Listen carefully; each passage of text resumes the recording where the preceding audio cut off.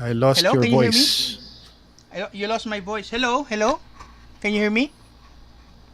Can you hear me now? What happened there?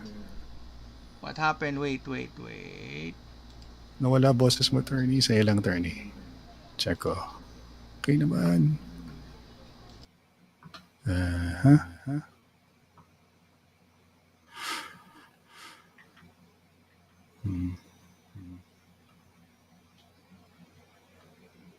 Wala. Nothing. Speaker. Wala sound mo, attorney. Anong Can you nangyari? hear me? Can you hear me What now? happened? How about now? How about now? Attorney, Can ano ka, can on can, off ko can yung, you can you hear me now? How about now? Can you hear me? you can Can you hear hear me, me right? now? You can hear me? I can hear you. Yes, I can hear you. I can hear you. Kaso I can't hear you. What is up? Wait. Okay na Okay pala yung naman. kanina. Nawala bigla. Baka may na-adjust ka. Did you do something kanina, attorney, that changed it?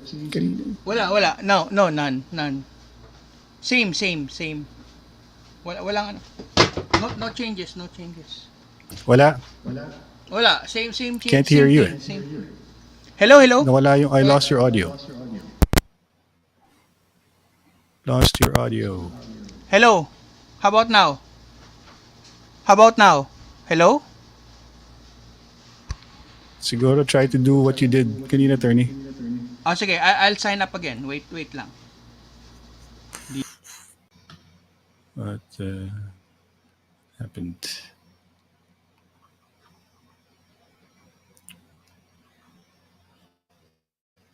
Okay, stand by, folks. Guest po natin ngayon si attorney, si Fiscal. Darwin Cañete. Stand by po ang mga futboleros. We're coming to you live soon. Ayan na. Tingnan Okay natin na? kung nandiyan si... Yon! Yes! Okay. Kaso nag-e-echo ako. Pero attorney, you're good to go. How about that? Okay na? Yeah. Okay. Alright. Set na tayo. Pwede na. Hindi ko nagagalawin. Sige, attorney, salita ka. Hello? Ayun, okay. Good. Malakas ba? Oo. Sakto. Okay, attorney, ready Okay. na. Ready. Here we go.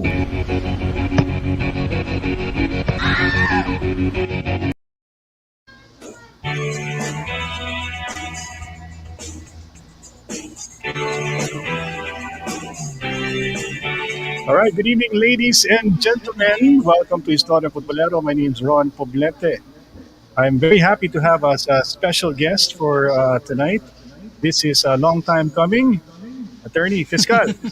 Darwin, Hello. thank you so much for accepting my invitation. Matagal ko nang gusto kayong imbitahin dito sa Istoryang Futbolero after inviting sila Mark, sila Doc Ethel. I think it's about time you come in. So, Yeah. thank you so much.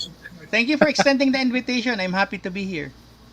Of course, Fiscal, ano kasi man, napaka-busy ka rin na tao. Dahil mo rin ginagawa. Buti na lang Holy Week. And I thought, baka pwede na si Fiscal ngayong Holy Week. At Yeah. tamang-tama, attorney, dami nating pwedeng pag-usapan ngayong Holy Week kasi marami ring mga kabalastugan na ginawa ang ating mga kaibigan sa kabilang parlor. So, first of all, Fiscal, thank you for joining us. And second, I remember one conversation we had. The first time I met you was in Davao City. Andun si Attorney Trixie, tsaka si RJ, si Thinking Pinoy. We were at our friend's house, si Mabel. Diba? I don't know if you remember this occasion. We were there having a conversation, and you guys were actually having a blog. And that was the first time for me to witness you guys in action. And off our out before the blog, we had this conversation about the justice system being bogged down by because of the influx of cases. Uh, this was 20, I think late 2016 or early 2017. Ito yung Yes. kasagtagan talaga ng pagpasok ng administrasyon ni PRRD. At ikaw na mismo nagsabi na grabe talaga yung kaso. Talagang sobrang daming drug cases, unprecedented ang pumasok Yes. sa ating justice system.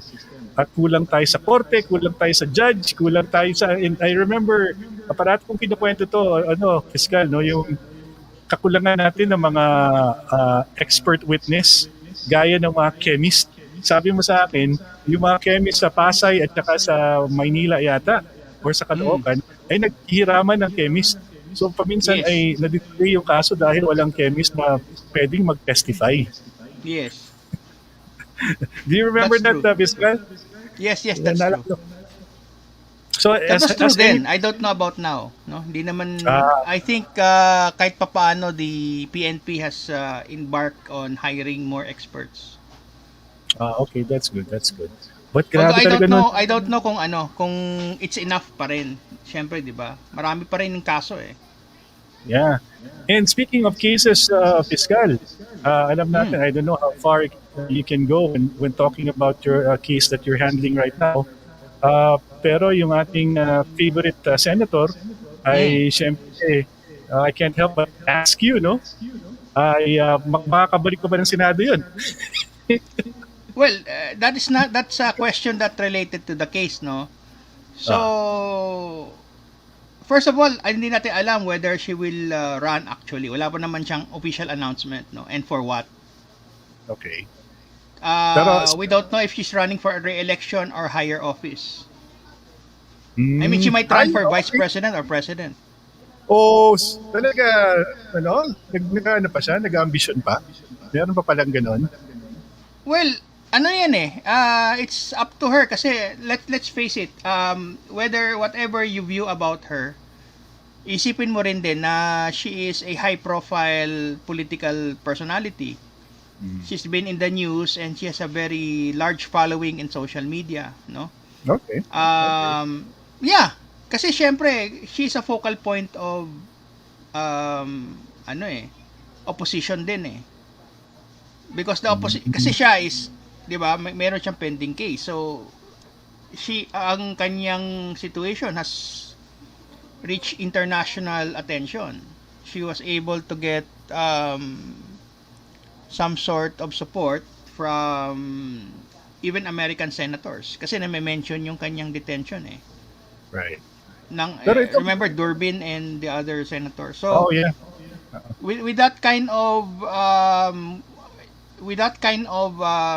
profile, I will not be surprised if there is a consensus that she might be a contender, no? So chances are, and considering naman talagang meron talaga siyang position that is critical of the president, she might be a viable candidate. Wow. Okay. That's something I never entertained. Uh, Thinking that she could stand the chance to win if she ran for higher office. Hindi ko lang alam kung there are enough people who actually. She's not even a likable person, Scala, to Well, be frank. number one naman kasi, just because we disagree on our political position does not make us, tag ito, have a false idea of ano talaga, anong capabilities nila eh. I try not to demonize an opponent eh. Right. I really look at the realistic capabilities eh. And as far as I can see, if she decides to launch a political campaign on a higher post, andun yung elements eh. She is opposition talaga through and through. Yeah. She has a real issue with the president. She has been consistently opposing him. So, kung gusto nyong, if you want a concentration of opposition forces, she's a viable candidate. Have you ever heard anybody from the opposition or anybody who's close to the opposition mention her name as talagang on the list of viable candidates for the opposition? Piskal? Na-mention maraming pangalan yung medyo medyo matunog for some reason or another because mainstream media seems to highlight their performance or their visibility. You have the mayor of Manila, for example, no? Yeah. Mm-hmm. Mayor of Manila, and then you have the senator boxer, Manny Pacquiao, Right. 'di ba? Not necessarily opposition, but they may be providing a parang outside of the paradigm of Duterte anti-Duterte. Meron yung yung third force type coalition. Parang Mm. ginagawa ng Wansambayan sa Wansampayan. Ba't ko nasasabi Wansampayan? Pero, sorry, Piskal, pero you can't help but make fun eh. Because to be honest, sila nagsasabi na wag mamulitika during pandemya, pero here they are launching a political coalition in the middle of the pandemic. Parang inconsistent yung rhetoric nila eh. We've been discussing this for quite some time now. We feel that the opposition is really taking advantage of the situation where there's uncertainty and there's fabricated, perception that there's a grumbling happening in the grassroots because they're hungry. Some of them lost their jobs, and there's no clear cut direction. Or at the very least, that's what the opposition is trying to, I don't know, to show everybody through the media. Na, yun na nga, di ba? They even had this hashtag called hashtag Duterte Palpak, just to really drive in the narrative that the administration is not doing, they're, doing enough in this pandemic.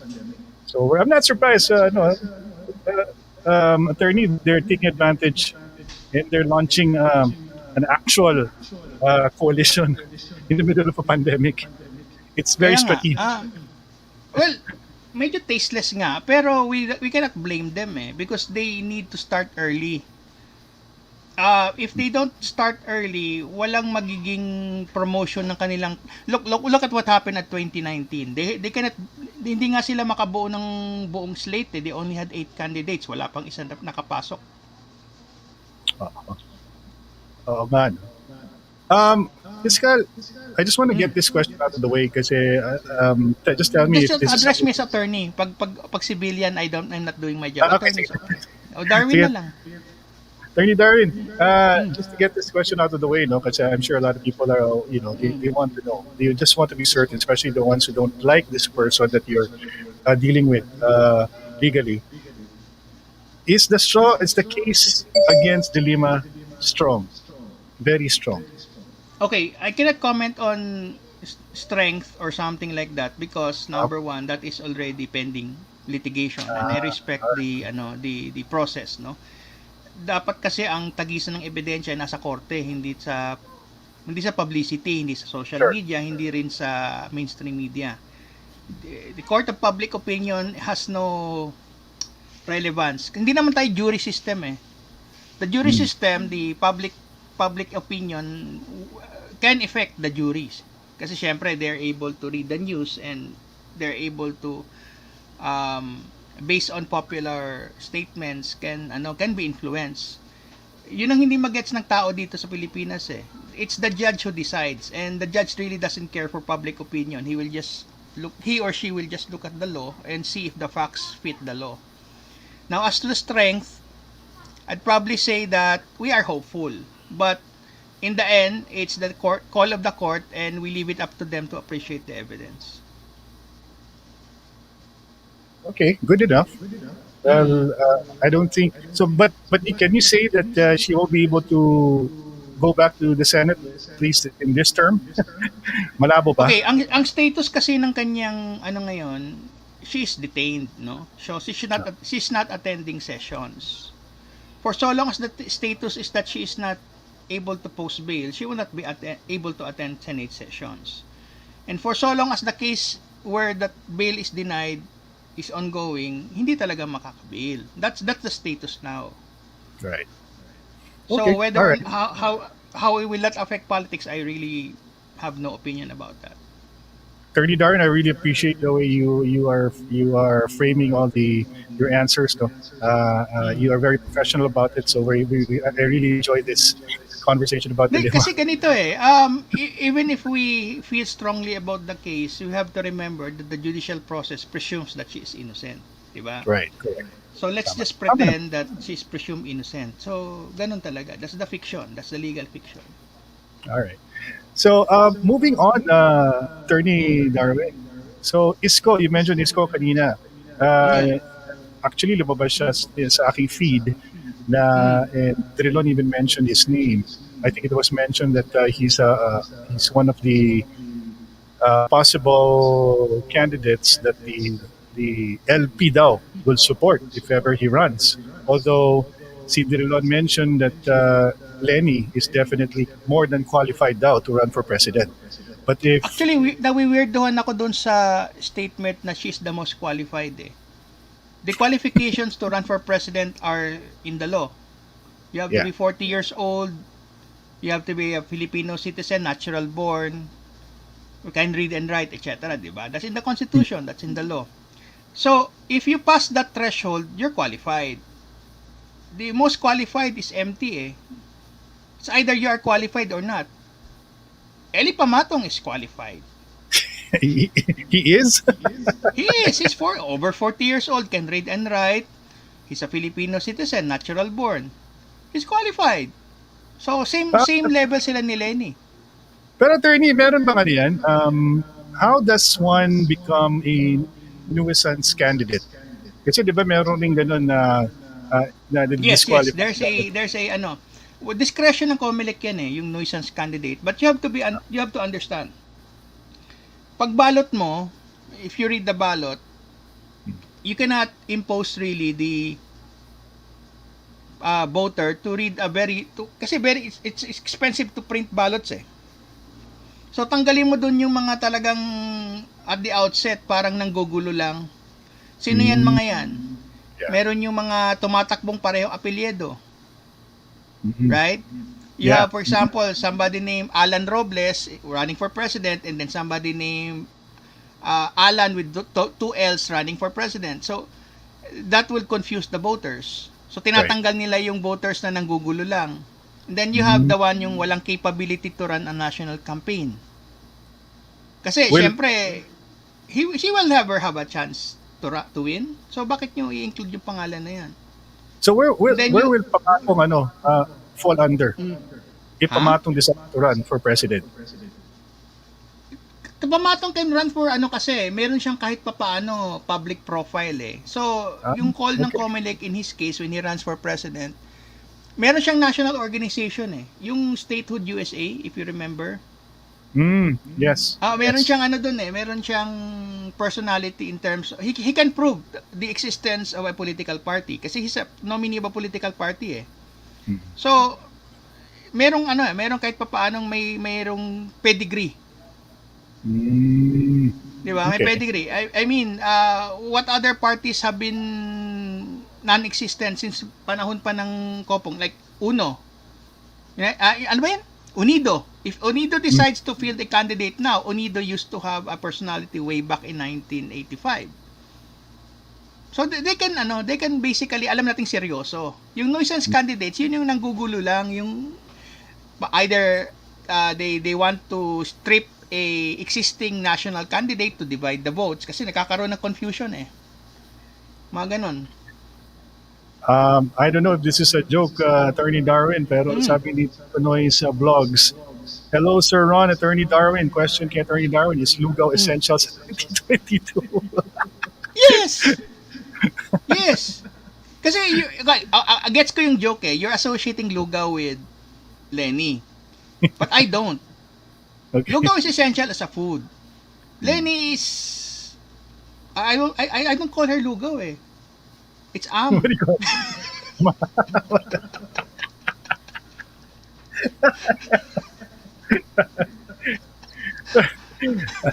Attorney, na speaking of Lugaw the may rice pa eh.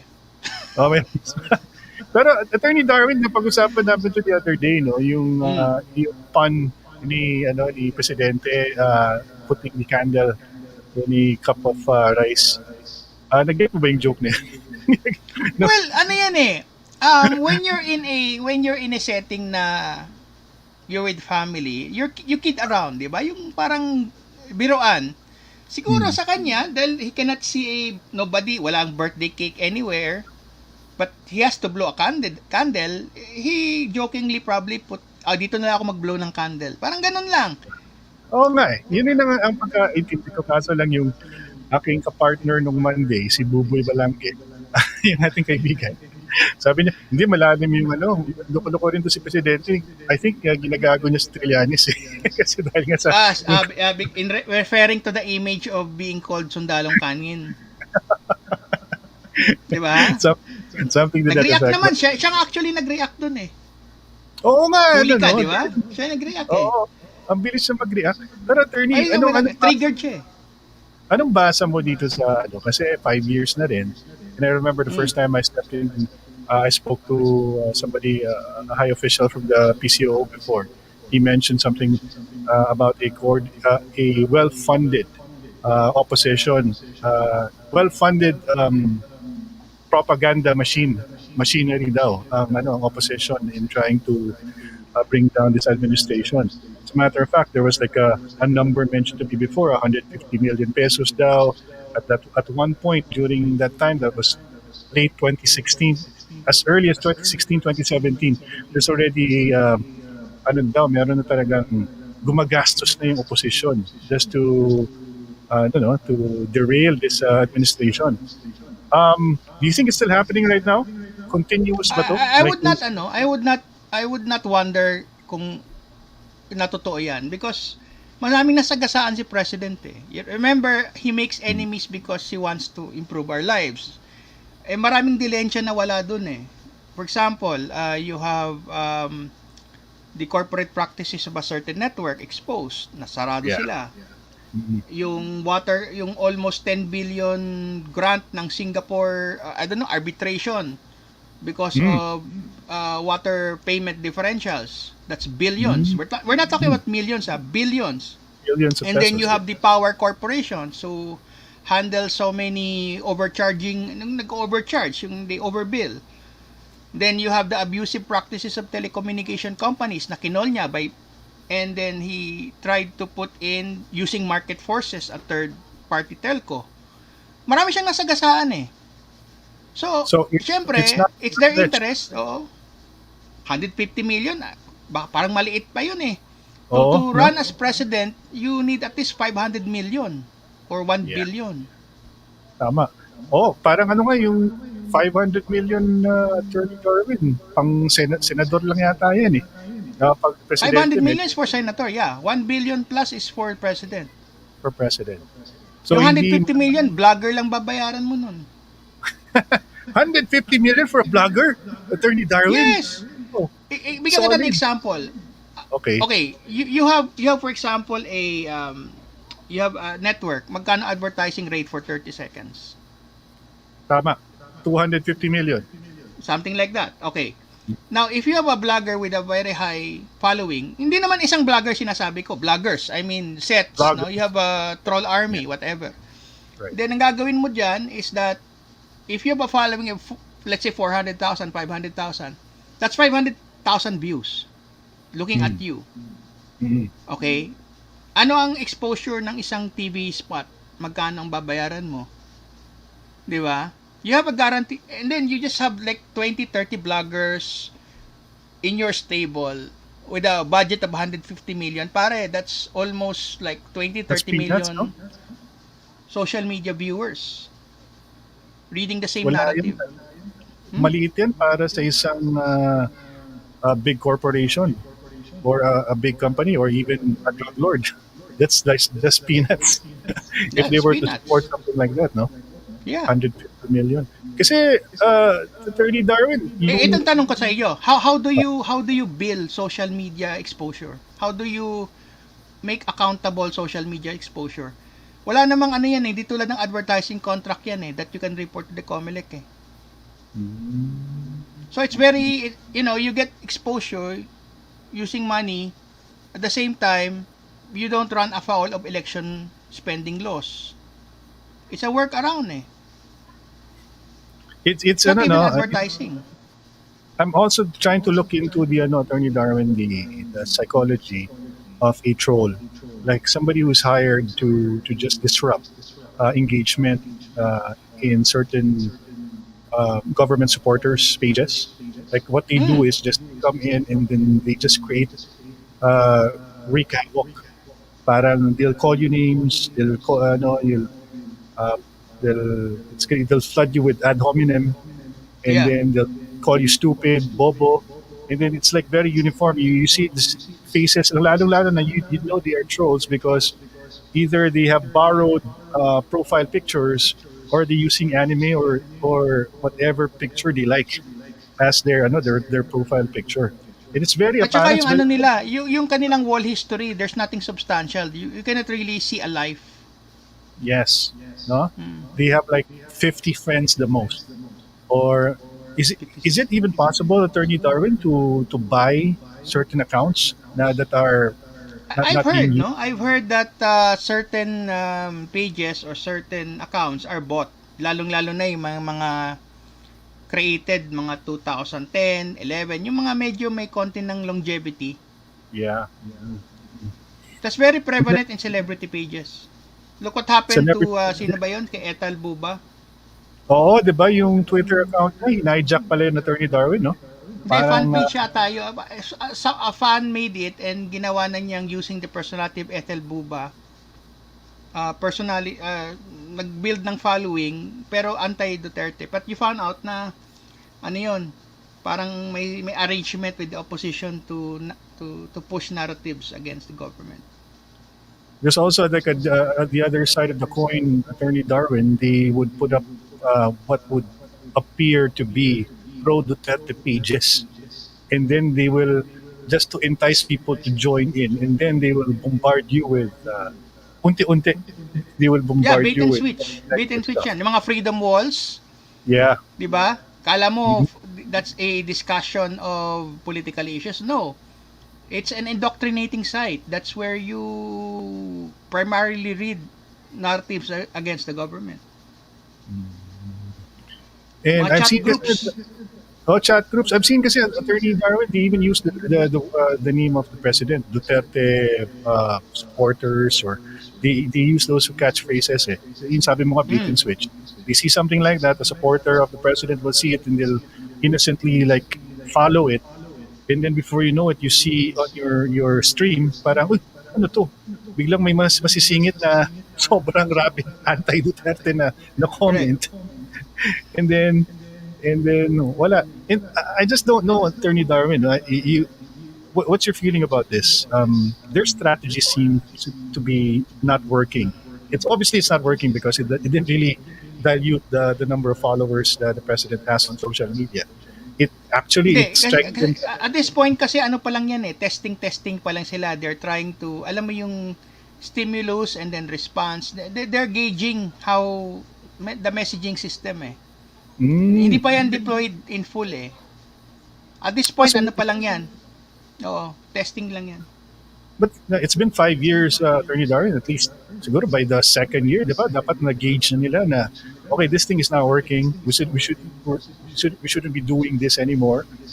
Um, Kasi what I noticed, Attorney Darwin, the more they sort of like approach it adversarial or sometimes ano nga to a point very obnoxious yung approach nila against supporters of the president. What happens there is the more the supporters of the president are active on social media because they feel that the government is under attack. So it's working Mhm. against them in a way. So don't they have somebody from their side saying, "Look, this is not working. We should, do something different." Nothing has changed so far, as far as I know, Attorney Darwin, from what I've seen so far. Because you're assuming na monolithic yung Politik yung opposition eh. opposition eh. Ah, okay, okay. Within the opposition, may kanya-kanyang ano yan, may kanya-kanya silang faction, Ah, 'di okay. ba? Some of them, for example, have we determined at this point sino yung presidential candidate, sinong vice presidential candidate? Hindi pa nagkakasundo yan. So at this point, they are running against each other. Parang this is the informal primaries eh. Sino yung may mas traction na candidate? 'Di ba? Tama. They have not set, wala pa silang united voice, wala pa silang organized strategy to deal with DDS pages because they have not yet settled on a coalition. Pero pag once nag-coalition yan, mas ano yan, mas organized yung kanilang messaging and narratives. Mas disciplined. Um, Guys, thank you for the feedback. No? I've been we're getting some messages kasi Attorney Darwin na meron daw tayong konting ako nag-echo ba By the way, tayo? those are my just views just my views. I'm not claiming that they're 100% correct. This is the way I see it. Yeah, but very objective yung point of view mo, Attorney Darwin, which I think most likely is happening right now. Kasi you're right, definitely they're probably not monolithic kasi they've been they've been stepping on their kumbaga, they've been tripping over themselves for the last 5 years. So it's good for us that they're not as organized as we think they are. Kasi feeling ko kasi Attorney Darwin, lalong-lalo na pag minamass report kayo, kaya ikaw, si Crisette, si MG, ay yung ating mga government supporters ay minamass report, doon natin naisip na ano ba to, organized ba itong mga to? When it comes to us, yung kalaban, I expect them to organize because they all mutually hate us. Okay. Pero yung promoting themselves, may ano yan, hindi common na strategy nila yun because iba-iba yung manok nila. I see. Pero when it comes to pro-Duterte vloggers, common yan. It's a given. They all hate us. Attorney Darwin, I hope you don't mind, no? Kasi meron lang nakapuna na yung malakas daw siguro yung monitor mo kaya nagkaka-feedback. Sabi ni Nico Katakis. Ako? Malakas daw. Baka malakas daw yung monitor mo kaya nag-feedback daw. Yan. Okay. Alright. Siguro better. Just let us know yung mga nanonood dyan kung malakas yung feedback ng aming conversation para ma-adjust namin. Sabi ni Gerard Ruby, yes, Tio Moreno as well daw ay na-suspend yung account. Sabi Justin Roa ay for example, perfect example is Bayarang McCoy Dubs, mukhang pera kupal kot live online. Attorney Darwin, lalong-lalo na ngayon sa panahon ngayon, syempre, pandemic at marami tayong mga kababayan na wala ring who are forced to revisit their options.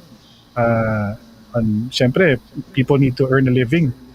And I'm very sure if they have so much money, a big budget on social media tong opposition, they'll definitely hire people, and those who are in need don't mind working as trolls as long as they put food on the table.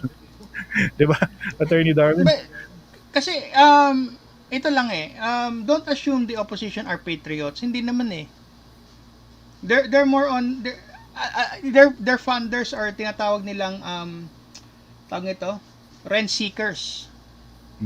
Alam mo yung term na rent seeking? Seekers? You go to a profit, yung profit activities that really contribute nothing to society. Pera lang nila and they earn it and they keep it. Predatory yung kanilang predatory yung kanilang attitude when it comes to government. As far as they're concerned, government is captured. Alam mo yung regulatory capture, they can practically write the laws that convenience them and kill competition. Sa kanila lang lahat ng pera. Right. Kaya kita mo maraming issues like for example, foreign direct investments. Hindi makapasok, hindi natin ma-improve yung pasok ng investments. Why? Gustong bakuran ng oligarchs yung lahat ng lahat ng businesses Di ba? Mga ganong klase. Since na-mention mo yan, Attorney Darwin, yung foreign direct investment, kasi parating napapag-usapan dito sa programa na to ang amendments to the Constitution, the constitutional reform.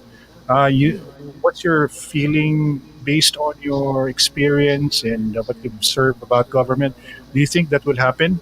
within this administration's term, yung pagbabago ng constitution, at least yung economic provisions, mababago kaya by before the term of the president ends? There's no ano eh. There's no incentive to eh. There is a movement. Yung kay Orion, yung correct movement, no? They show very very good reasons why we should change to Right. federal parliamentary. The political will is not there because people are But comfortable the way things are. so Kahit you're na may saying, injustice, yeah, pero Attorney kahit Darwin, may you think problema. kahit na may, kasi nilalakad ngayon sa Congress eh, may tumatakbong merong committee hearings at sa tingin mo hindi walang magiging ate dyan. Hindi, ang Okay, sabi rin, if you're looking at urgency na nilalakad yung certain kinds of reform, remember the urgency they applied to the ABS-CBN franchise. Bakit hindi, we do not see the same drive here? Diba? There's no energy there eh. Pero yung energy nila to try to approve the franchise of ABS-CBN, kita mo naman kahit break, naghihiring. So, you apply to something like constitutional change or at least economic provision change, you don't have the same energy. So, you get the feeling na parang they're just going through the motions eh. It's a dead letter. So, it's a dead movement as far as I can see. Kasi Yeah, there's no more time. Pag pumasa yan sa Congress, it has to pass the Senate. And walang counterpart bill sa Senate eh. pero mahirap na maging very idealistic about these things, Attorney Darwin, kasi syempre the obvious answer to the question why we need it is, the economy needs to rebound, and that could probably, kahit na in the midterm, help the economy move, come back up. Given the fact that we need more foreign investment to come in so that it can be charged or jumpstart the economy. But Ang solution ng oligarchs is to let the government pay for it eh. let the government. They're not gonna spend. Yeah, they're not gonna spend. Okay. They're not gonna invest. So, Attorney Darwin, if people from Correct Movement also watch this program, what would you tell people who are very passionate about changing the constitution? Keep What fighting. Keep keep fighting fighting? because this is a generational fight. Hindi kasi ito ano eh. It's a generational fight. You're disappointed. This one of the actually this is one of the few things that I'm disappointed with when it comes to this opportunity, missed opportunity. We had a maverick president. There is a the populism is there. The mass Yes. is there.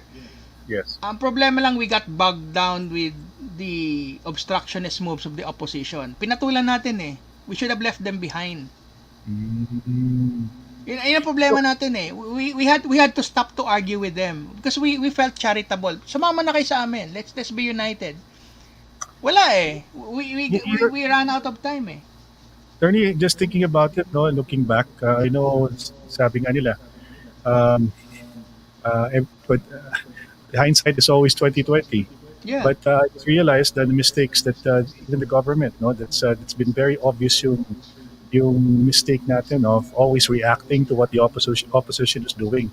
In a way, they were very effective Yeah. in really slowing down progress and reform that the president is espousing. Because every time I say something, the government reacts. They always like say, they always like have to have an answer to everything that they criticize. And then what happens there is they even give in to their whatever their qualms. When what should have happened was the president should have just gone with whatever plans he had, not caring about what the opposition is saying. Diba? Ito ang problema ko kay President. He seems to be oblivious to the strength of his support. Parang he could have just barreled through eh. Sabi niya, pakialam ko sa inyo, di ba? Tamaan, durog ning madurog. Basta I'll just barrel through. If I'm not popular at the end of my term, so what? Parang parang kamikaze na dapat siya eh.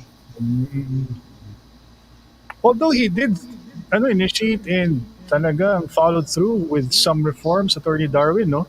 syempre meron lang talagang iba na we were hoping that he would do more.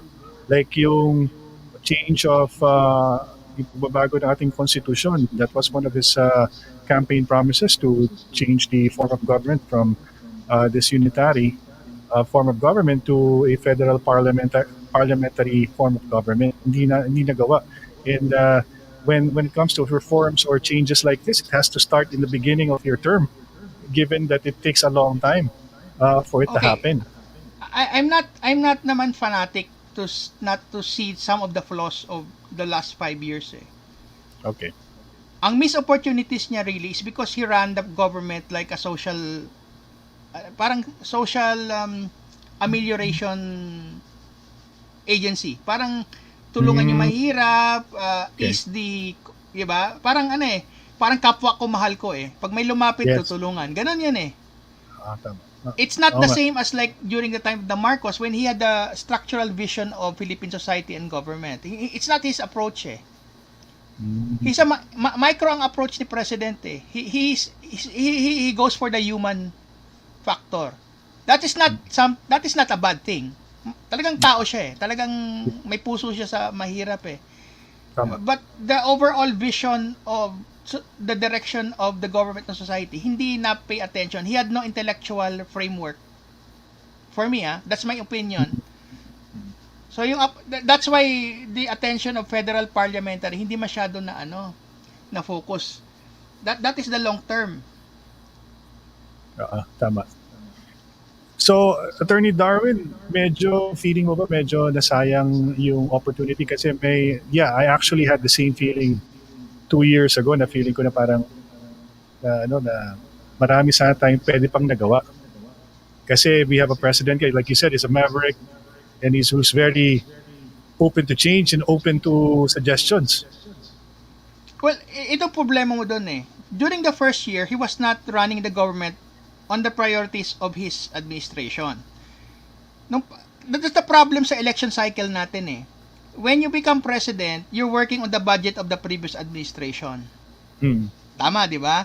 Kasi Yeah. ang napasa ang budget last year, you're spending it this year. Dito kung year ka nanalo eh. So, for the rest of the 6 months mo, ang budget ng previous administration ang naka-allocate sa priorities nila, not your priorities. That's the first handicap. The second handicap niya is the first year he has to consolidate his legislative team. Hmm. Because a president can lead, but he cannot enact the spending priorities without Congress. That's the entire idea of the tripartite government, executive, legislative, judiciary. He had to consolidate. Kailangan niya ng political consolidation pagdating sa legislature. Di ba? It was not and nailagay niyang tao doon. Sino? And then later on, natanggal, replaced by GMA. Sino ba yun? What's his name? Alvarez. Yeah. Di ba? Not exactly, right now, ano bang status nila? Not exactly on good terms. Mga ganun eh.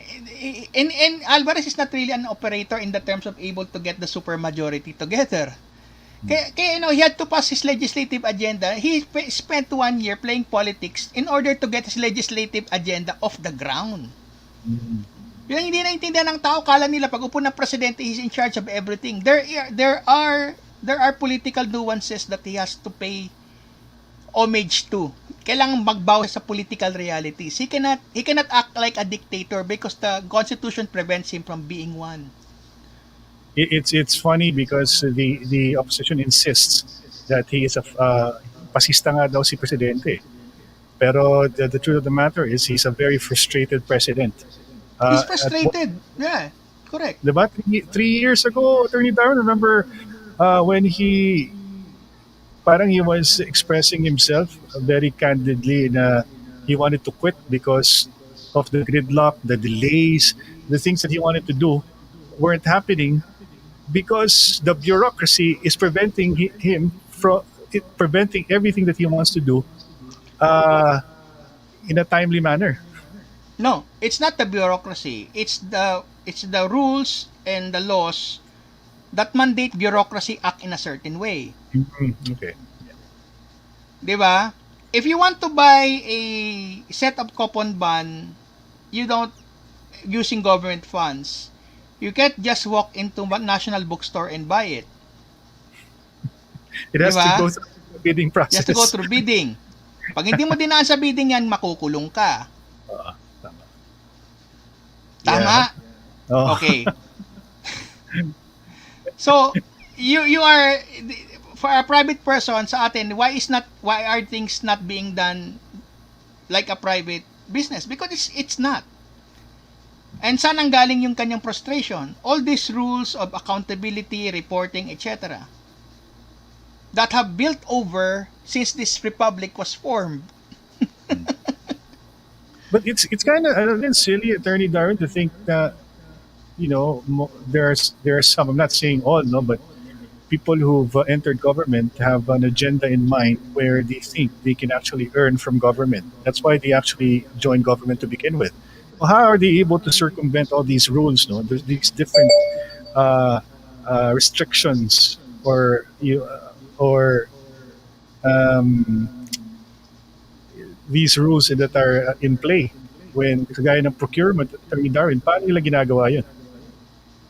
Hindi, kasi, paano nagagawa yun? It's sophisticated eh. There are moves that are not illegal, but waste public funds. Mm. Remember the What's an budget process? Okay, Pag sige. hindi mo nagawa, pag isang allocation, let's say a reenacted budget, wala namang allocation, but the budget from the last year carries over. Mm. Wala namang, you have the money, but there's no allocation. So, saan Mm. papasok yan? Savings. Okay. Yeah, savings tapos binabawi ng ano yan, di ba? Ng Department of Budget. Depende Yung- yun. Kasi sometimes they are returned to the National Treasury, sometimes they Yeah. are classified as savings tapos distribute na lang for whatever supplemental budget that happens in the... I'm not really an expert on the budget process, but those are just the things that come to mind, no? But remember, the president wants to fix a lot of things, and lalo na sa Metro Manila, puro kayo reklamador dito sa Maynila eh. The first thing he asked from the legislature, isa sa mga unang hiningi niya, emergency powers. Tama? oh, Because it emergency was power. necessary to get all those rights of way to build the infrastructure. Kasi ang sabi niyo, paluwagin ng EDSA. 'Di ba? Mm. And alam mo ang sa batas natin, you cannot just take a private property without due process. Right. Correct. Constitutional 'yan. Saan dadaan yan? You have to file a case for expropriation. Then you have to budget. Dahil if the court grants the expropriation, ang nangyayari doon is that you have to pay the value set by the court. Babudgetan mo pa yan. So, may delay talaga built into the process of getting things done. That's why he was asking for emergency powers. Binigay ba? Hindi. You know, Pero- that Skyway, we could have got that 1 or 2 years earlier. Oo nga, no? Pero at least, Attorney Darwin, kahit pa paano, gumalaw pa rin yung gobyerno kahit na may mga ganitong handicap. Kahit na Yun na nga, mahirap. actually, that's the miracle of the president eh. Oh. He does not, walang ano yan eh. Alam natin walang bukol yan eh. He's personally not corrupt eh. Mm. Di ba? Kasi he does not sign. He leaves it with the secretary to get the contracts and pass scrutiny by law. Di ba? At saka So, pag nagbibito here's yan, pinag-aaralan niya bawat binibito niya. In fact, he not only vetoes it, he explains why. Tingnan mo yung Oh. create law. Oh, yung create law, Attorney Darwin, can you talk about it a little bit? Kasi, syempre, some of us don't understand the wording in that particular law. But can you actually explain to us what good that law will do for us taxpayers and for the country in general? I think this is more to encourage doing business eh talaga. Mm. Meron kasi, alam mo naman yung mga double taxation, yung mga regulations, the red tape, mga ganon. So, there is really a need to, alam mo ito mindset ng ng isang government employee, di ba? Meron siyang set of instructions. Ito yung kanyang discretion. Pag lumabas doon, he is exposed. No matter how well-meaning he is exposed to a case. Mm. Remember yung case ng isang governor. Kailangang gawin itong isang project na ito. Justified, no problem. But it's not budgeted. Mm. Pero hindi naman nilustay yung project. It was really spent, it was really accounted for. Talagang maganda yung project. But you cannot do that. Why? That's technical malversation. You cannot spend for a project that was not allocated. So we are that anal when it comes to provision. Pagdating sa procedures, we are not anal kasi makukulong ka eh. Those are the nuances that the people outside, that's why we are very careful when approving. Kaya yung sinasabi nilang delay on approvals is because binabasa yung papers mo eh. Tingnan mo nangyari doon sa mga nasusunog na factories, nasusunog na mga, 'di ba? Then makikita mo wala pa lang mga permits. 'Di ba? Or kung may permit man, hindi pumasa sa inspection, pero pinasa pa rin. So sinong liable? Yung building and permit section. Parang ganun. Attorney, maganda na ng pag-usapan natin to, no? Kasi paminsan yung banat ng kabila kasi ay sinasabi nila, yung pinaka madalas kong marinig is that, ang laki ng utang natin sa na para sa bakuna. Asan na yung bakuna? Asan na yung pera? Wala, binulsa na ng mga ng mga ating mga opisyal. So, Bobo nagsabi nun. 'Di ba, attorney, kaya nga gustong paki-explain naman na malabo na how can you accuse someone without knowing how things are even done? 'Di ba? Na Okay. merong assumption of kagad, attorney, of irregularity ang kagad ang banat ng kabila. Yun yung little knowledge is a dangerous thing eh. Akala mo may alam ka, yung pala wala. Let me tell you about how the virus purchase works. Yeah. Government to government yan. Because wala pang pumapasa sa mga ibang testing and trials. Hindi pa kompleto. This is emergency use. Mm-hmm. And then they talk to the manufacturers. Tama. Mm-hmm. The thing is, the money is in the banks. The loan is not released to the national government. It's not part of our national budget. It's not something that we spend appropriated by Congress.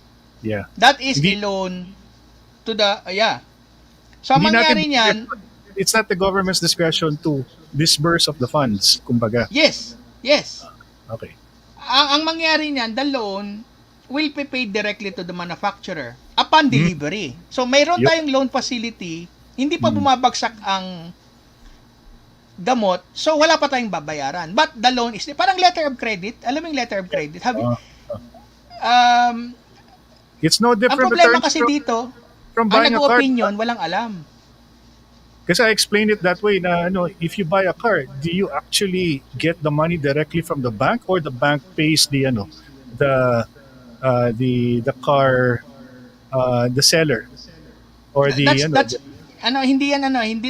not really a perfect comparison. It's more like ganito. Kung mag-i-import ka, if you're importing something from abroad na maraming goods, let's say by container ang delivery, you don't go to abroad and pay the physical currency to the seller. It's bank-to-bank transfer. Right. You have a letter of credit, and then pagbaba ng goods, you verify the papers, tama yung delivery, etc. You will inform your bank to release the money sa counterpart niya abroad na matatanggap ng seller. It's more of a banking thing eh. So yung sinasabi nila na yung accusations nila porque 1 trillion or trillions of pesos na daw yung ating utang at wala pa rin nothing to show for it. That's ridiculous, attorney. Wala, hindi pa nagra-run yung utang kasi wala pang binabayaran. Kasi ang problema kasi failure of imagination and knowledge eh. Yung akala kasi nila nabibili parang sa divisory yung gamot. This is not the same. It's direct from factory. Ay nako. Okay, Darwin, para lang i-explain I'm not expecting any intellectuals from the Dilawan eh.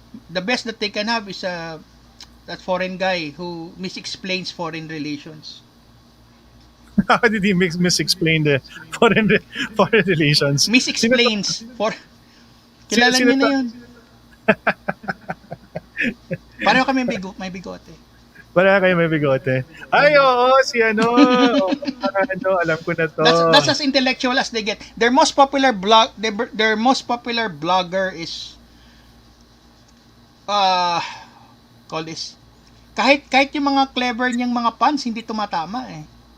It's not funny.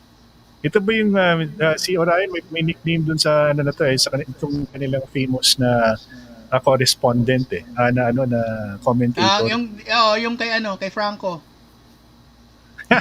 Ay, yung nakipagdebate. Yun ba yun? Yung, pero ibang klase rin maglaro itong tao na to, Attorney Darwin. No? So one thing that you can probably give credit to these guys is they really know how to play the game kahit papano. They know how to play the crowd. And I'm sure given the fact that the other side or the people who support the opposition's point of view are desperate to get a win, they'll take anything from anybody. So once a so-called influencer from the other side says something that they can, they can latch onto, they really they'll take it hook, line, and sinker. Pero weather lang yan. Yung opposition ngayon, pag makahanap ng connect dito sa administration, mag-aano yan? Magbabalimbing yan. Once they see the numbers and the surveys, babalimbing marami dyan. Tingin mo, they are survivors eh.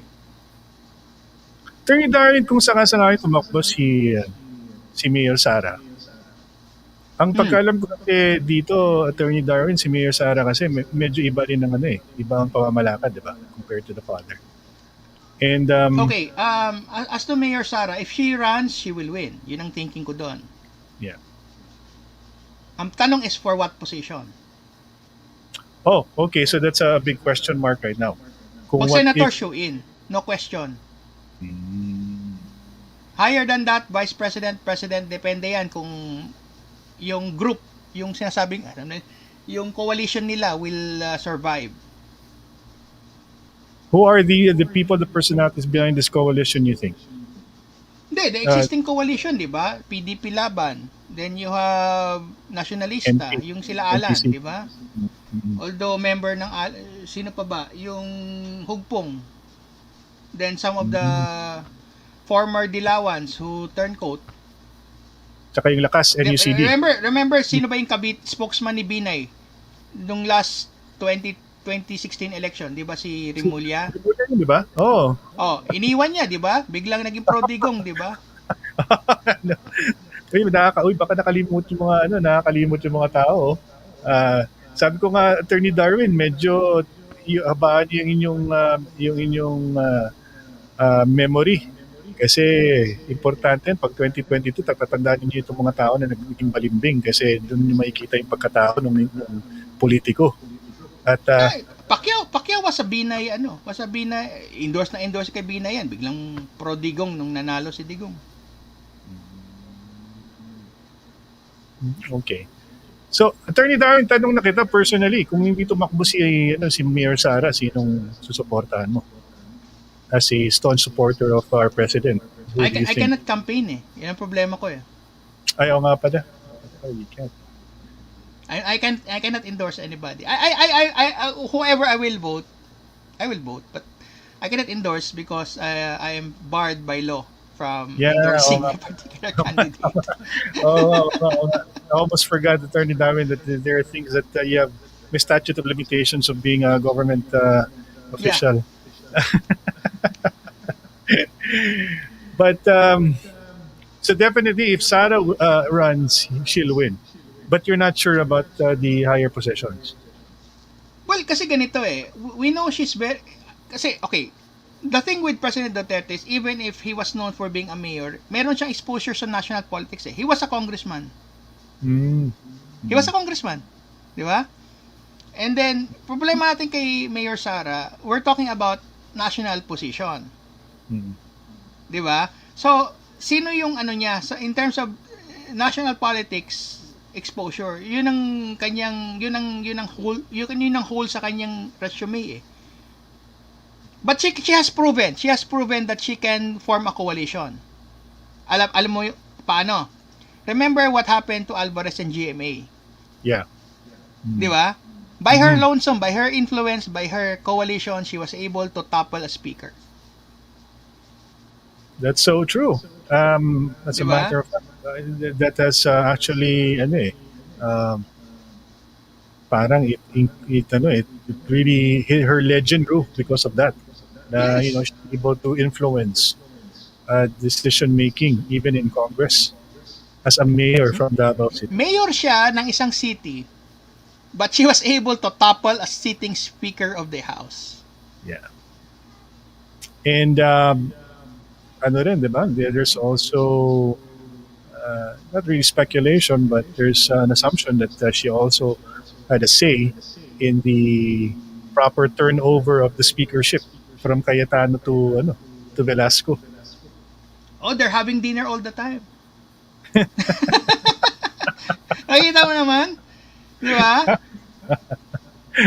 I thought, Darwin, ikaw, anong ano mo, point of view mo? Kasi isa sa mga controversial na cabinet members ni Presidente is si Secretary Duque.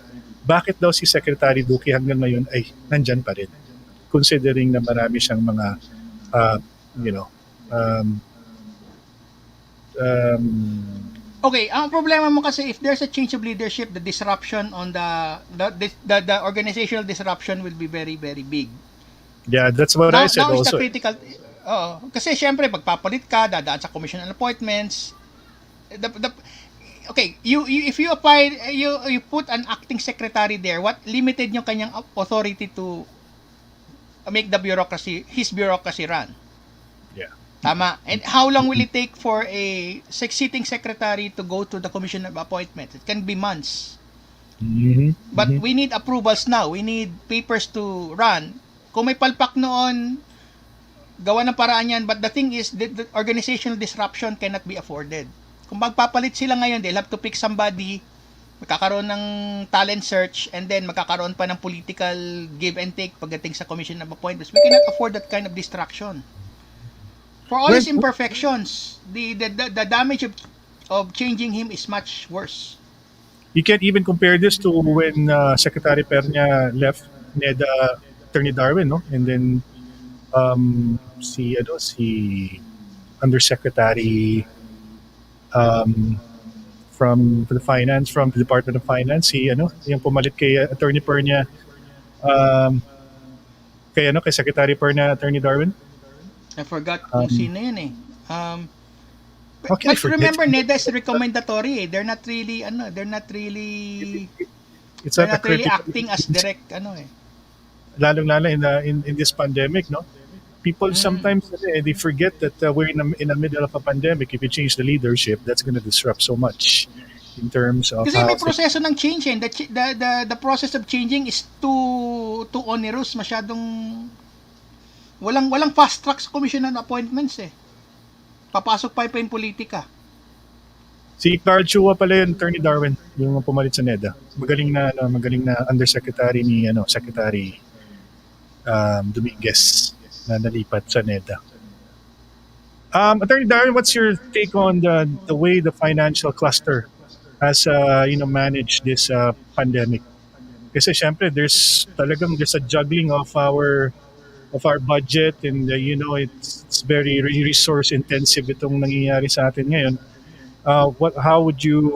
What's your assessment on how they're doing in Okay, in you can only project, you can only forecast. But the entire thing about the pandemic is that it makes the economy unpredictable.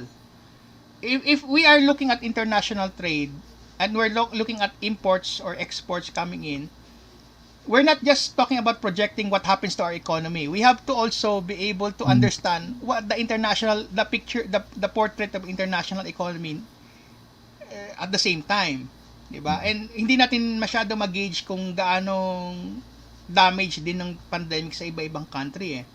mm, So, sa akin it's like alam mo yung saying na no plan survives first contact with the enemy. You mm. can plan all you want, but at the end of the day, parang magiging day-to-day na magiging response natin eh. Alam mo, maganda sinabi mo, Attorney Darwin, kasi yung kabila kasi parating ang bukang bibig is walang plano ang gobyerno, walang plano. Asan ang plano? Pakita mo sa amin yung plano, ano bang gagawin ninyo? Yun ang parang pinapalabas nila na wala daw plano. When No, there is a plan. The plan is to cure us and have 80% herd immunity, to vaccinate majority of the population. And the plan is going now. Anong plano hinahanap nila? Hindi naman architect si president eh. Alam mo yung fluid. Parang sa boxing yan eh. yeah. You don't anticipate the other boxer to punch in one direction. He Correct. always changes his stance. So the plan has to be fluid. It can't be fixed. It's not something that you We cannot be dogmatic about it. We cannot be submit a dogmatic. report. Kasi some yung so-called mga tinatawag nating technocrats from the other side, they believe that they're always like looking for where's the government's plan. We haven't seen it. We seem to have no Are they direction dead whatsoever. technocrats or backseat drivers? Yun din. Marami sa kanila ganun, mga eksperto ko, no? At parang, or, I don't know, Attorney Darwin, you can never tell. Like you said, if you have a well-funded opposition, they can always try to confuse everybody by saying that there's no plan. You have to be worried. You have to be scared because this government is not, doesn't have a clear path to recovery.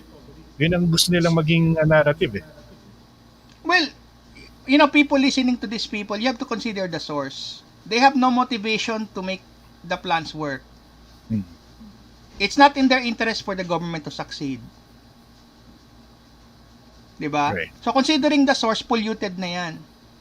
Sinong expert sinasabi nila? Like celebrity experts nila, mga Facebook expert nila. Last year, volcanologists yan.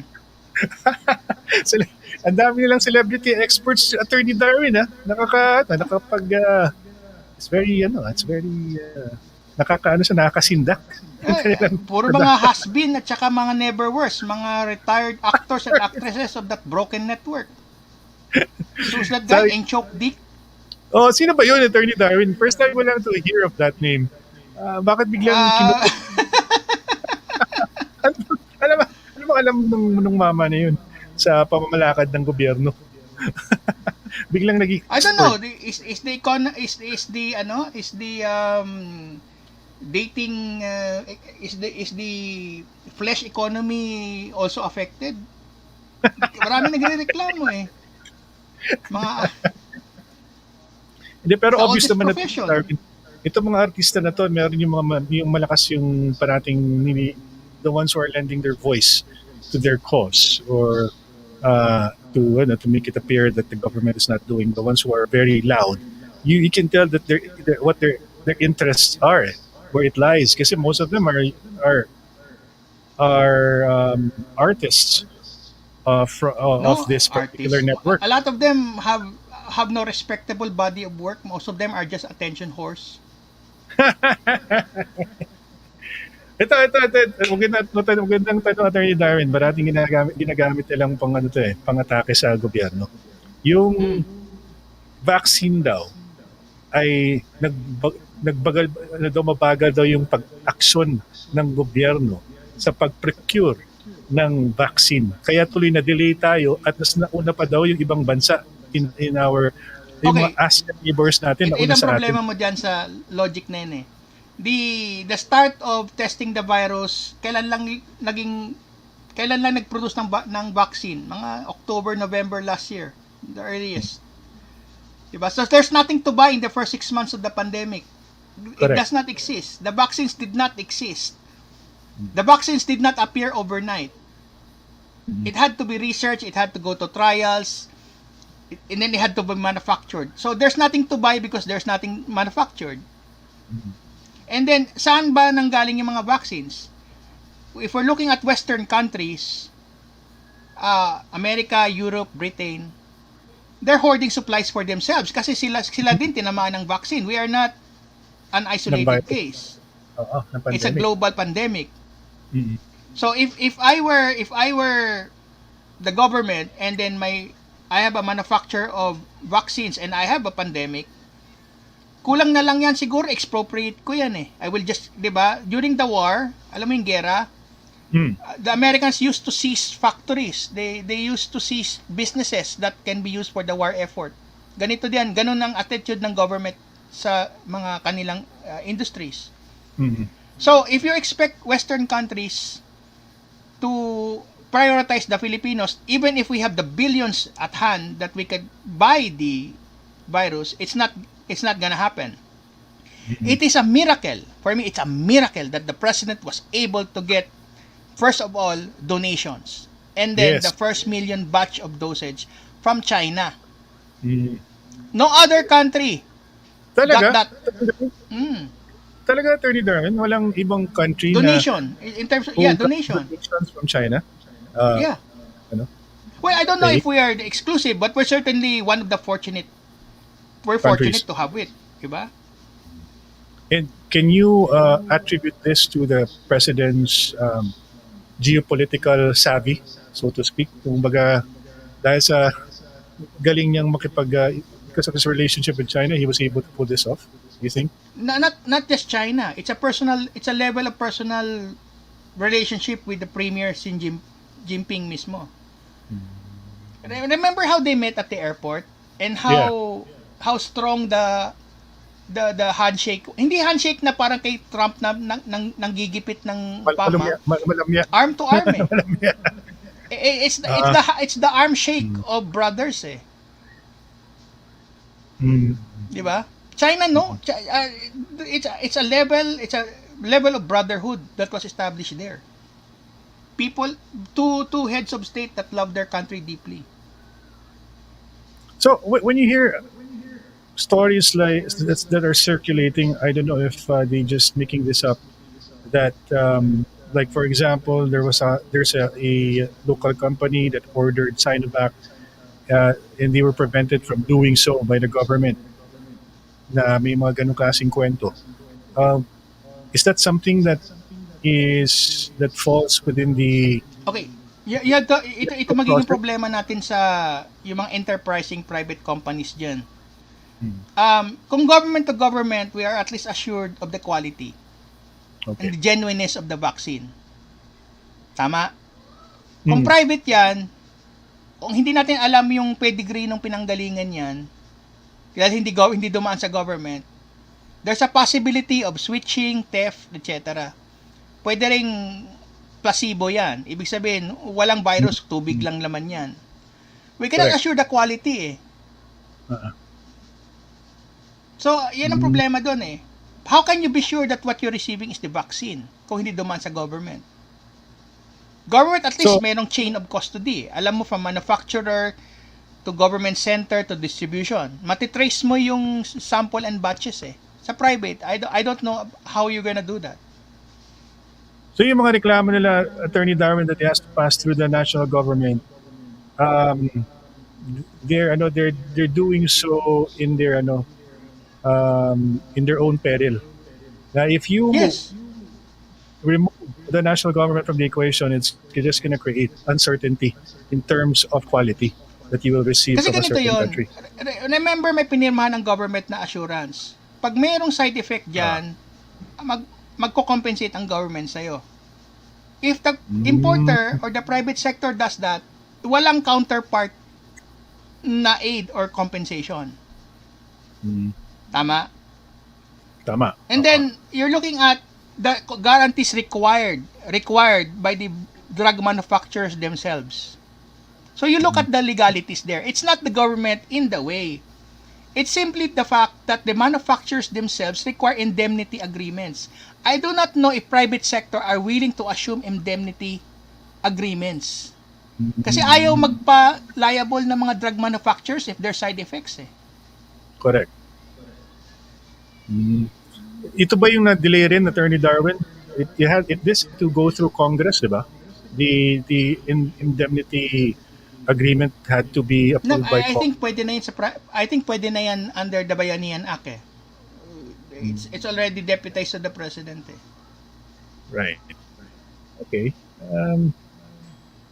So itong mga kwento about vaccine, kasi yun yung banat ngayon, Attorney Darwin. Siyempre, like I said earlier in our conversation, the pandemic has become a very opportune time for the opposition to exploit, to make our the government look incompetent. Um, is it actually working, Attorney Darwin, considering that there are a lot of Filipinos who are starving as well? Actually, ganito yun. Let's admit it's an unusual, it is a extraordinary time, no? No, nobody could probably estimate. You might as well tell me if a government can be held can respond adequately if there's an alien invasion. That's how strange eh. How sa years natin as a nation, how many times did the Philippines have to face a pandemic? This is the first time. Yes. Tama? This is the first time we had to face as a nation. So, it's a unique time in history. So, wala namang ano yan. As a nation, by our own experience, wala tayong president eh. Yeah. 'Di ba? Yes. So ganon. It's hard to gauge what is successful or not. But you have to remember how many recoveries from the number of cases ang nangyari. What is the percentage of our population and how many died? Now, let's compare the percentages to the other countries. Kung makikita natin, we're in the low numbers. So, that's true, huh? Di ba? So, ang thinking natin, we're not talking about absolute numbers. We should look at it at relative numbers. Relative to this other country. How did we do? Kasi, that's the only baseline nakikita ko dun eh. But Attorney Darwin, they have a way of twisting the baseline. Eh. Like if we compare, because most of the time, like they have a way of twisting the baseline, a point of comparison for the opposition. Like when we tell them, look, we're not the only country who got it worse. This rise in the numbers is not unique to us. Actually, if you go to Europe, there's so many different countries in Europe that are experiencing the same thing, and it's even worse for them. But they will twist the facts, and they'll actually use a different baseline for comparison. Like, but in Asia or in ASEAN, where the kulelat, diba? Ganun sa screen nila, Attorney Darwin. Can you compare us to the countries that are surrounding us in this region? When it comes to numbers, I do not trust the cherry picking of dilawan media and their spokespersons. The time yung mahilig silang mag-twist ng numbers, hindi na bago yan. There's a saying eh, lies, damn lies, and statistics. It's a saying. I cannot really remember the attribution, but you're looking at twisting numbers. It goes as far back as the EJK controversies. The imaginary 27,000 dead in 2016, di ba? Before the United Nations, they can just fabricate numbers out of the air. We don't expect them to accurately reflect and record it. Or kung meron mang accurate recording, they will probably just color it with misinterpretation. Alam nyo kasi ganito eh, kung kayo nalilito sa numbers ng opposition, kasalanan nyo yan. Meron naman kasing official channels ng numbers and explanation. We have the Philippine News Agency. We have the PCOO. Diba? We have the DOH websites. If you want the real numbers and the proper perspective to interpret them, those web pages are there. Ngayon, if you're going to read the pronouncements of the opposition, the dilawans, and their apologies, it's your fault that you are misinformed because you come from a polluted source. Yes. There's also an effort from even Secretary Galvez to explain where the numbers are coming from. They even said, one thing that you have to give credit to this administration is the fact that they go out of their way to explain themselves to even the most insignificant people. If you think about it, like sabi, where do your numbers come from? John Hopkins from the United States. You go check out their numbers; it's right there. You can see. If you want a point of comparison, that's definitely something that is authoritative when it comes to. It's an authority in terms of the numbers for COVID incidents in the world. But syempre, like Rappler, Attorney Darwin, nakita mo naman yung nilabas ng Rappler, yung kalokohan na nilabas na naman nila. Uh, what can you say about that? You mean that organization headed by a convicted libelist? Factual yun. Convicted naman eh. Oh, oh, that's factual, Attorney Darwin. But she said she would contest that, saying that, I am, being, Yeah, well, excuses na niya yan. But for now, she's convicted. That's the fact. Tapos ang usapan. Would you believe an organization headed by a libelist? Convicted libelist? No. For you. but how does she do it, Attorney Darwin, that she's able to convince certain politicians from abroad, from the international community, that she is being harassed by this government? Don't these people even look at the facts? How is she able to do that? Is she basing it on Because preconceived notion of who she because was ano before? eh, let's face it, may network siya. He has a Mm. network of contacts and friends. She built it Ah, over the years. Di ba? And she's mm, making use of them now. Hindi, she invested in her network eh. okay. Talagang may network So talaga siya. is she being backed by, you think, by actual lobbyists from abroad? Yung mga, Well, she received money from Omidyar. so that's a She fact. admitted that, right? Okay. But Kaya nga siya nagka-problema dun sa kanyang ano eh, yung tinatawag na ano ba 'yon? Yung binili ng ano, yung shares, hindi naman shares, more on foreign something. It's a financial instrument. I forgot the name eh.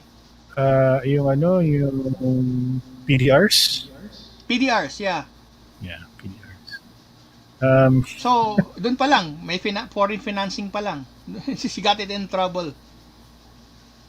but she's able.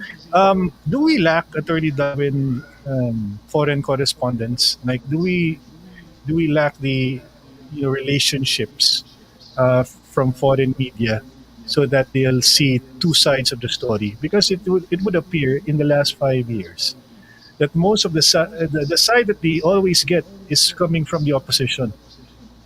What is Okay, missing? first of all, tanong natin, is our official government news agencies, do they have uh, presence abroad? Do they cover foreign news? Kasi ang alam ko lang, ito talagang problema natin eh. Our Philippine news agencies does not have foreign presence. Ibig sabihin, we don't go abroad, we don't send journalists there to cover foreign stories. Mm. So, how can they build the network necessary with international audiences? Ito mga people like Rappler, they have they have networks because they get in touch with the foreign Sure. correspondents. They have a Yeah. they build relationships. Mm. So, hindi na tayo magugulat kung they go to their friends first before going to the official sources. Yeah, I Diba? even sometimes I read articles from the New York Times, and they would just copy paste an article that was written for the Inquirer. Diba? Parang they Worse just nga eh. Yeah, alam mo Agence France Press, mm, AFP, mm, their current correspondent, hostile kay Digong eh. Marami siyang mga sinusulat na articles. If you look at the articles, that guy, I don't wanna mention his name. Lahat yun, 20, talagang baluktot yung mga angles and mga bias talaga. And AFP is a news wire service, so kalat talaga yan. mm. We're working at a disadvantage. Naalala ko tuloy, Attorney Darwin, remember that Senate hearing on fake news, led by Mm. Senator Poe, and Ito these opinion ko lang, any hearing led by that senator goes nowhere. Lalang yan. Mag-hearing kasi walang output. oh I am I still know. waiting to read the Mama Sapano. I'm still waiting to read the Mama Sapano report. Wala pa rin hanggang ngayon, Attorney Darwin. Are these Wala pa are akong these supposed to nababasa. Ang be nabasa ko lang yung kay yung kay Magalong. Attorney Darwin, wala bang accountability to mga senators natin? Especially, syempre, they're public, their salaries come from the from our taxes. Aren't they accountable in terms of performance? Kung if they get into something wasting using the resources of the government, aren't they supposed to produce quality product or output? Sa procedural kasi, pwede namang i-ano yan, i-seal yan eh. Yan ang problema eh. We cannot dictate on how the Senate manages itself eh.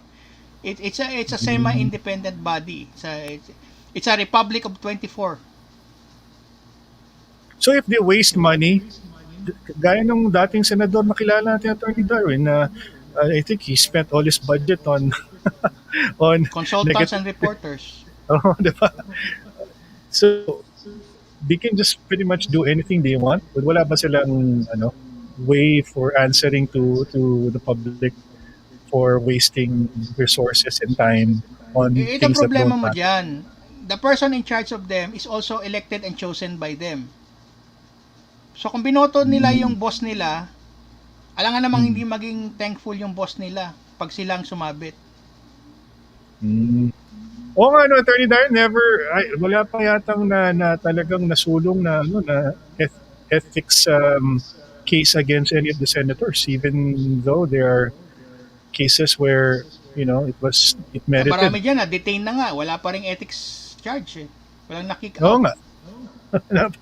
wala pa rin na-kick out. Kasi it's Meron like nga senator, di ba, nagtago ng may arrest warrant, nagtago. So, fugitive from justice, hindi nila kinick out. oo nga, no? I Tapos remember so sasabihin, much. Ang daming, I remember so much. yeah. Uh, Attorney Darwin, we have 5 more minutes before we end our this really Sure. interesting conversation. No? Sayang sana we can invite you again to the program if you're not too busy. But I do have Sure. like questions. If you were to give your opinion or your inputs on how the government can improve, given our misgivings, no? What would be the first thing you would reform in government so that it'll work more efficiently and I throw produce? out government. Huh? For me, ito concept ko. Hear me out. Ah, yes. Throw out government and then you get a private contractor to run everything. And then, gamitan mo lang ng metrics. Talaga? Has that, Privatize government. have you ever? And Has then that ever been? hold them to a set of metrics. Dapat you accomplish this much, this much, this much. Pag hindi mo na-accomplish yan, walang bayad or reduce ang payment, etc. Kasi pag private sector, you can fire eh. Walang security of tenure eh. Wala kang security Oo of nga. tenure. If you're inefficient or bad, fired. Walang kaso, Totoo yun, fired. Attorney. Sa gobyerno kasi parang ang hirap patalsikin ng walang ginagawa eh, no? Parang because of that yung naging bad word ng Attorney Darwin, yung dalawang, for me there are two bad words in government. Plantilla, and yung isa is ito parati ko itong naririnig, Attorney Darwin, compliance. Compliance and plantilla. Why plantilla? Because they have security of tenure. So they can't easily get kicked out of government even if they're not performing. The other word, which is compliance, they can just appear to comply and okay na yun. They won't even, make an effort. Basta may compliance. What Well, can you say hindi about naman masyado accurate yan. May metrics din naman ang performance ng bawat employee. In fact, their performance reviews may review yan. Pero So, it's Attorney not Darwin, really accurate. nasusunod ba yung mga nasusunod ba yung Yes, mga yes. performance evaluation na yan? Oh, may output yan. We have to Sa, report. sa laki ng gobyerno na ba talaga nasusunod lahat yung mga evaluation na yan by the government? Yes. Well, I can only speak for my experience. We really do performance reviews. So, meron talaga. And the Anti-Red Tape Act and the agency, the PAGC is, well, they're functioning naman. So, meron yung mga red tape. Oh, meron talaga. Ano talaga. The efforts are there. But let's go back to my private sector thinking. Yeah. No?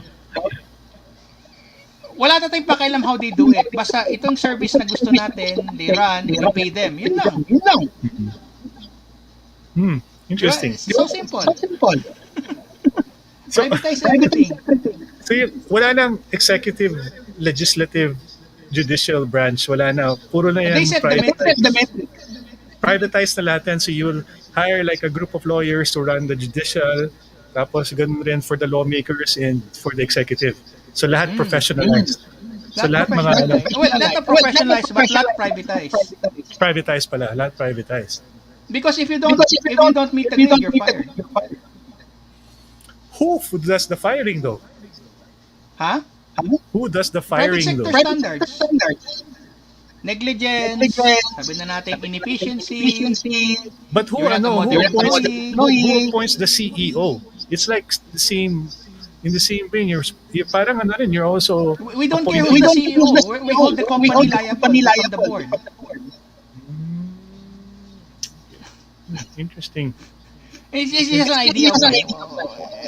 It's up to you guys to process that. Pero Attorney Darwin, there's logic behind it because first thing that people always complain about government is the inefficiency of government because of the fact that it's too bloated. It's such a big operation, and sometimes you can't help but have people who are not competent enough to run it. Like for example, in this pandemic.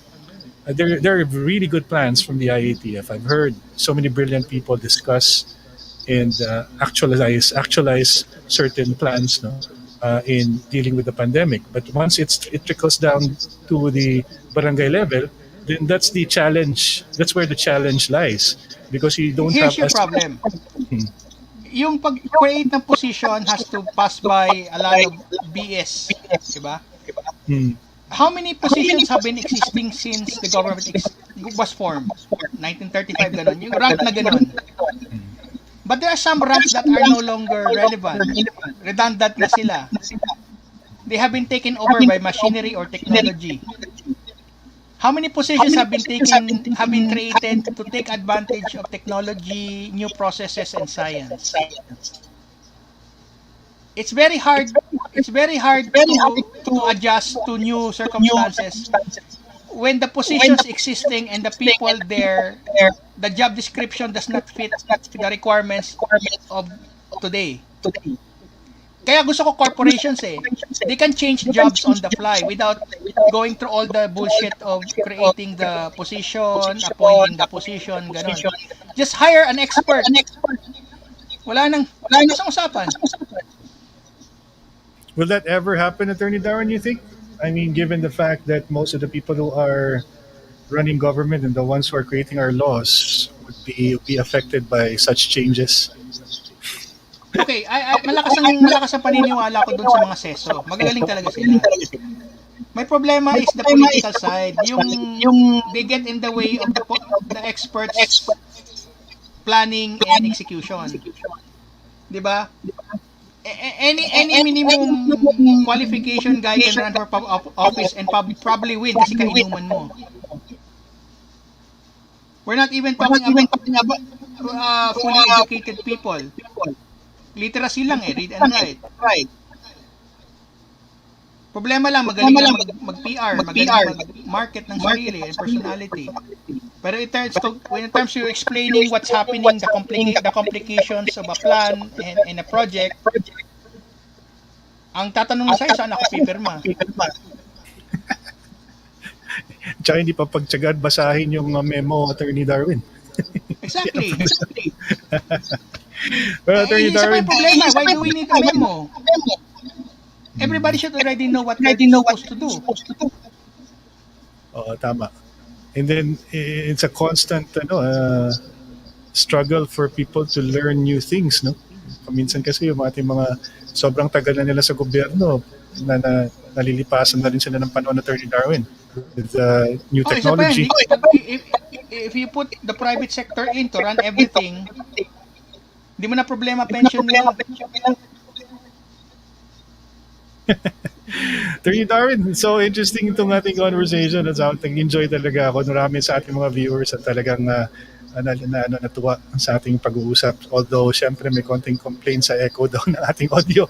Pero sana ay marami kayong na-pick up. Marami kayong big sinasabi nga namin, Attorney Darwin, after we end the program, yung tinatawag na take away from the conversation ng Istoryang Futbolero. So I'm sure they were able to get that from us, yeah, in this conversation. We would like to thank Zaldi, si Jerome, si Christina, si Tito Noy, si Marivic, Solis, si Kenneth Funela, Stanister Jugar, Russell Raimundo, Glenn Freo, si Jerome Dial, Santi Santero, listening from the USA, I think, if I'm not mistaken, Stanister Jugar, and all the different OFWs, no, they get to listen to Istoryang Futbolero. Don't forget, we definitely hold you to a high regard because if not for your remittances, mas siguro mas magkakaproblema tayo in terms of our economy. Diba, Attorney Darwin? And we'd like to thank you uh, for joining us. Attorney Darwin, hope we can invite you again for another No session problem. here No problem. at No Istoryang problem. Futbolero. I hope you stay safe. It's nice to see you all looking good. And I think did you lose weight, Attorney Darwin? Mukhang fit na fit ka ngayon. Thank you, thank Um, you. Thank you. Hope you stay safe, Attorney Darwin. And we'd like to thank everyone. Thank you. Have a pleasant night. Stay safe. It's not over yet. Don't forget, hugas, iwas, at magmask. Huwag natin kakalimutan yung mga important um, important health standards set forth by the DOH. Bawal ang walang mask, iwas ng paghawak ng kung ano-ano, isanitize ang kamay, distansya ng 1 metro, at alamin ang totoong impormasyon. Di ba, Attorney Darwin? Huwag po tayo nagkakalat ng fake news. Oo. Sige, sige. Thank you. Good night, everyone. See you. Bye. See you.